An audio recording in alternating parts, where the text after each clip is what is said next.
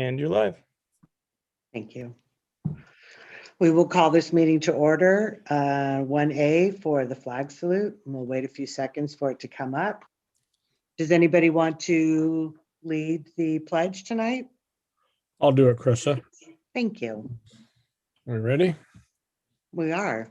Okay. I pledge allegiance to the flag of the United States of America, and to the republic for which it stands, one nation, under God, indivisible, with liberty and justice for all. Thank you. No memory lapse tonight. Item 2, can I get a motion to approve the agenda, please? I'll make a motion that we approve the agenda. Thanks, Joe. Can I get a second? I'll second that. Thanks, Lef. Roll call vote. Trustee Brown, Yes. Trustee Chimino, Yes. Trustee Gillis, Yes. Trustee Nelson, Yes. Trustee Wing. Yes. Thank you. Item 3, public comments. None there. 4, consent agenda for A, B, and C. Can I get a motion to approve? I move that we approve the consent agenda, A, B, and C. Thank you. Can I get a second? I'll second. Thanks, Michelle. Roll call, please. Trustee Brown, Yes. Trustee Chimino, Yes. Trustee Gillis, Yes. Trustee Nelson, Yes. Trustee Wing. Yes. Okay, we're going to go to item 5, board services, and I believe we have one public comment. Yes, Thank you, Mindy. you're welcome. Hi, I'm calling in regards to agenda item 4A, reopening schools. It has been very disheartening to see the blame game that has gone on, especially since opening schools isn't up to the district or teachers union. It is up to the county to approve. No one can reopen a school without county approval. I really hope to see an attitude shift moving forward, specifically by the board. Your job is to lead. Set the example. Quit the bickering and finger pointing. Our job as adults is to find a solution. Let's focus on reopening our schools safely and set a better example for our kids. Hi, I'm That was it, just the one? Okay, we're going to go to 5A, update of return to in-person instruction. Yes, we have a short presentation for you and really focused on our learning hubs that started Monday.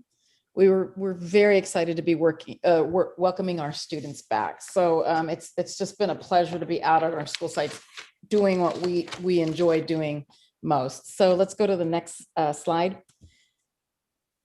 So I wanted to give you a perspective of what schools look like. So you see the sign on the very left-hand side. This is what you will see as you enter any school campus. You have signs reminding us to stop the spread of germs.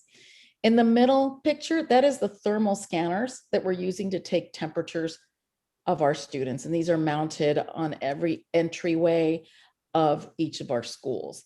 And then on the far right, you see our student desks. So you can see the trifold plexiglass that's secured to the desk, and each student has their own desk and their own chair that they will use throughout the day. So just wanted to, give you insight to that and how we've really changed our classrooms to adapt to our new normal. Next slide. So here are just some fun pictures. We have the Richard Crane Learning Hub. They have one learning hub, and you can see our principal escorting kids. I got the pleasure of escorting one of our students to their classroom. So they check in, They have a lanyard. They have to scan their lanyard for Crisis Go, and then they stop by past the thermal scanner, and then they go to their classroom. So you can see that this is quite a process. And the really good news is we're learning. We're learning, what's going right, what might be tricky, and how we can get kids safely and quickly into their classrooms. Next slide, please. And here's John Reed. Kids are busy at work. We have headsets for the students so they can log on, because you have each learning hub is 14 students, a stable group of 14 students, and they're all attending different classes. So they may be children in different grade levels in different classes. So they each have their headset with their microphone so they can participate in their class and not have to hear the noise from the other classrooms. And you can see one of our folks, the staff members running our hub in the classroom with the kids. Next slide. Here's Evergreen Elementary. You can see we have all hands on deck. We have our administrative assistant. She's at the front of the school helping kids log in. You can see kiddos are wearing their masks, and we're getting the kids into school. Next, here we have Han. So we have our principal Hankerson. She is there with the iPad stand. You can see on the left-hand side, kids come up.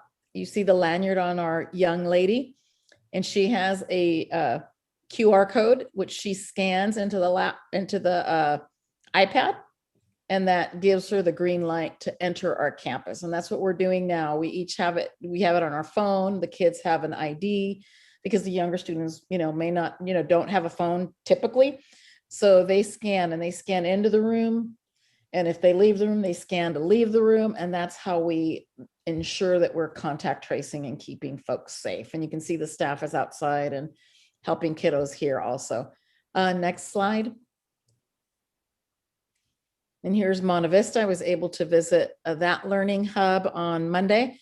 And you can see the kids are all at their desks participating in their lessons. One of the things we discover is you can see some of the extension cords that maybe devices aren't charged, and we need extension cords, and we need to make sure that we're reminding students to charge. So these are kind of the things we need to work out.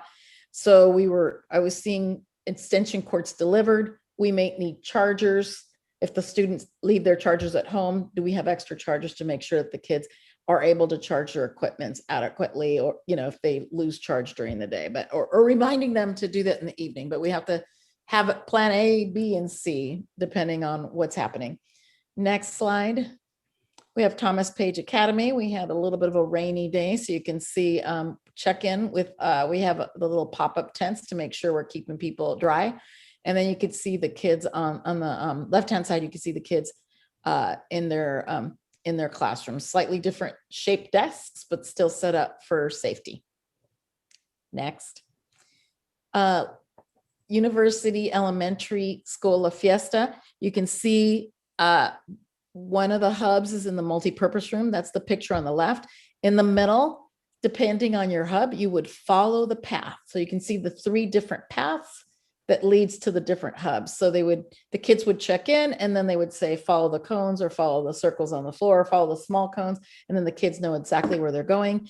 And then Principal Lundy decided that she wanted to make a special place for the 5th graders. They're the oldest kids at the school. So they have their own personal hub, and they're located in the library. So you can see how we're monitoring and adjusting and accommodating based on our kiddos. Next slide.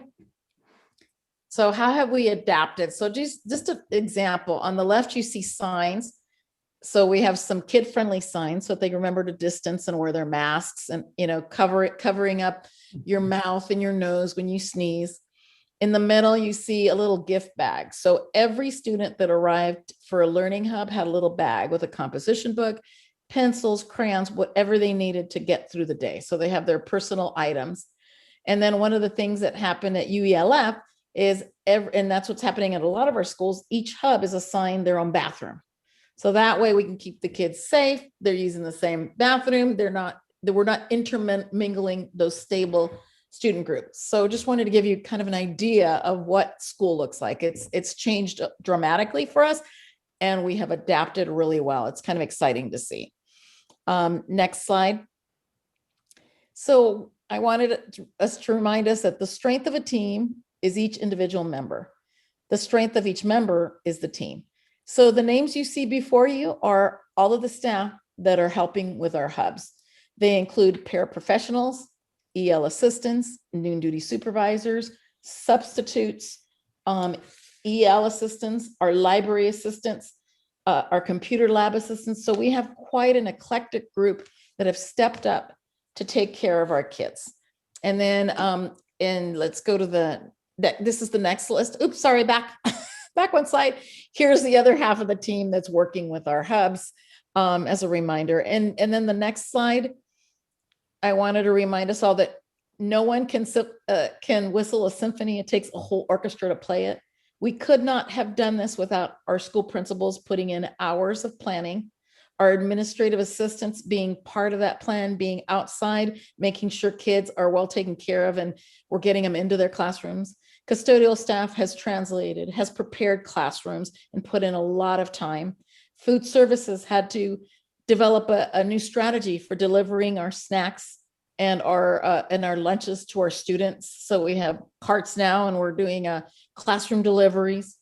Maintenance and operations has been putting plexi barriers together. They've been, the ventilation systems, they've been really preparing on the ground, preparing our schools, the signs. Technology services was front and center. They helped with Crisis Go.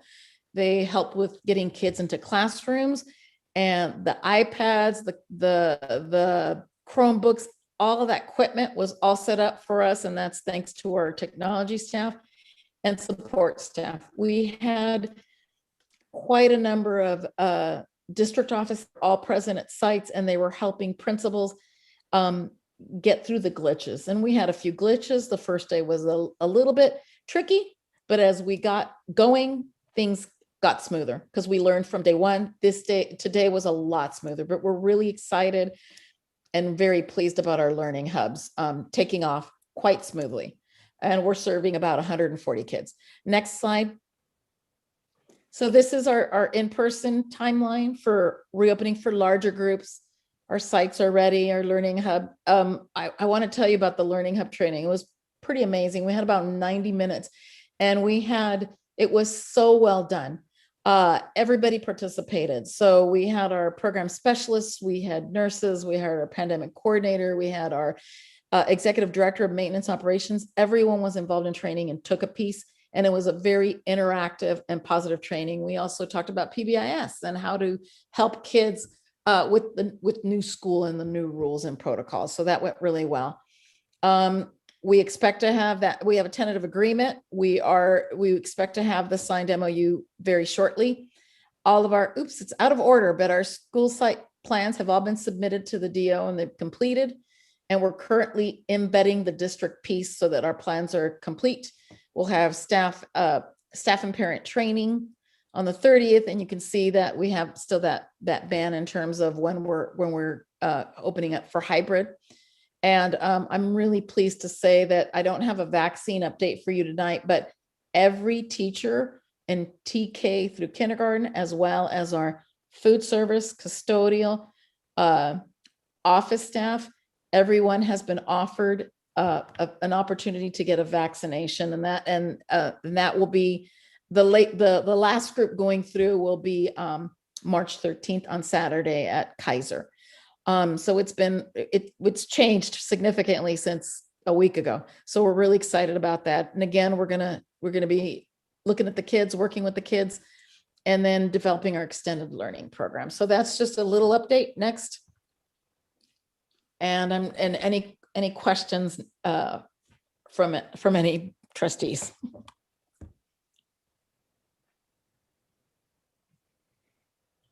Great job. Yeah. Great job. I Progress. was going to say, We're so excited. People were just like, I can't wait. I mean, people were just so excited to get children back. So, everybody was just like, isn't this great? So it was a lot of positive energy in the air after a long time of a lot of work. So well, it's really good to see we're on track with everything too, and getting more people vaccinated. Yeah, a lot of good news this week. Yeah. Does anybody have any other questions? Yeah, was there anybody that, like anybody that expressed concern, like that their children weren't included in the hubs, but they wanted them to, kind of a thing? We have not heard that. Okay. The other thing, and just a reminder for the board is that we are also currently planning for secondary. And we met together today to kind of said, what are the challenges? What do we need to consider? And secondary was there to hear how elementary went and what things we need to think about. So I think it just allows us to plan, and every principal said, this is so good we're doing this, because when we have more children on campus, we're going to have to figure out these things. And now it's 14 or 28 or, so it's smaller groups so we can work out the kinks. Wow. Good job. Thank you. Great job. For all the technology, like the sensors, I know how some of the stuff was paid for, so I assume some of the things that we saw there is paid for by the CARES Act. Is that correct? Pretty much everything is CARES Act. Okay. And you didn't, and I mean, today it was so I was at John Reed, and those kids were like, they had their little yoga mats. They put them out on the floor. They sat down, they're eating their snacks. And it's like, this is like, they've always been doing this. They were getting up, they were rolling up their yoga mats and they're taking them in their classroom. It's just kind of amazing how well the children are adapting, as always, right? They're incredibly resilient. So it's just interesting. They've got the protocols, they've got it down. I think sometimes the adults, we have to adjust. It takes us a little bit longer to adjust, but the kids are, they're happy to be there. They're happy, they're running, they're playing, and they're being safe. Super. Super, super. Well, I want to say good job, everybody. Thank you all for the hard work. If nobody has anything else, I think that's probably it for tonight. Okay. I'll say thank you, Myra. And thank you, everyone. It's very exciting. It is. If I Wh- say something. Yes, please, Reagan, go ahead. I just wanted to say that, like, seeing all your guys' efforts, I really appreciate it. And it really does mean a lot, because I know you guys haven't been getting the most loving support. And I know that that's not easy. So I just wanted to say thank you guys for working day and night to get us back into school. I appreciate it. Thank you, Regan. I really appreciate your words. And I want to say thank you too to those 2 slides of support staff that are in the classrooms with the students and giving them the opportunity to have this experience. So obviously there was a lot of behind the scenes work that went into it, and that's amazing that we were able to get this done. But I just want to thank those people that are helping to make this happen and make it a reality for those students. So. Okay, well, Is it the case that a lot of those support staff haven't received 2 shots? At this point, everyone's been offered Okay. vaccines. As you know, I can't, say, hey, they've got 1 or 2 shots, but they've all been everyone's been offered. And that's the good news. Is on Friday afternoon, I was contacted. And so we were able to offer for every staff member that's working with kiddos. It was good. It was good to see those pictures. Yeah. I think, Yeah, it was a team effort. I said, take pictures and send them to me, because we need to remind ourselves, when we see children, we know that's who I work for. We work for the kids, we work for the district, but we're here for our students. And it was very important for us to see those kids on Monday. And we were all out at the sites, and people were really excited. So you're going to keep us in the loop for any secondary changes and or when the MOU is fully- Absolutely. Awesome. Thank you. Yes, next Tuesday, we will have a longer presentation with more details of exactly where we are. Super. Thank you. great. Thank you, everybody. If nobody has any more comments, we will adjourn the meeting.